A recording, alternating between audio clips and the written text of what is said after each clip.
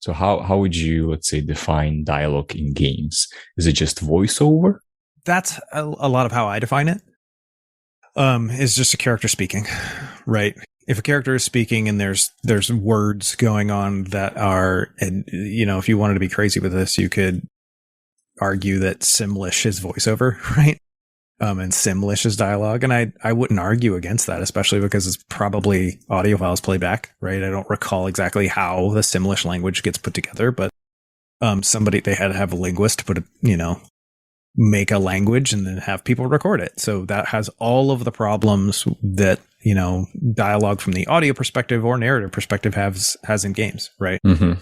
The one thing that routes away from is a thing that is unique to dialogue in games, which is localization. So, I mean, like you have dubbed movies and whatnot, but the interactivity of games makes localization incredibly difficult because things are timed, languages are at different times, and all of these different things that people don't think about. So, but yeah, how I would describe dialogue use in games is just somebody's opening their mouth and we record it, right? It's a very simple definition.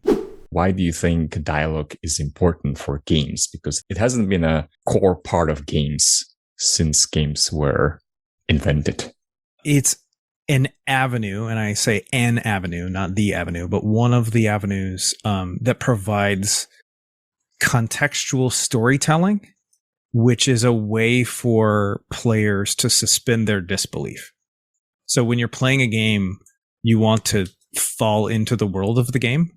And that might be as simple as, I always go back to like original Super Mario Brothers, right? Like a game that has no dialogue, but if I say the Super Mario coin sound, you know exactly what that sounds like. If I hum a few bars of a few notes of the songs, you know exactly what the level 2 music is. And if you're old enough in original, Nintendo Super Mario Brothers.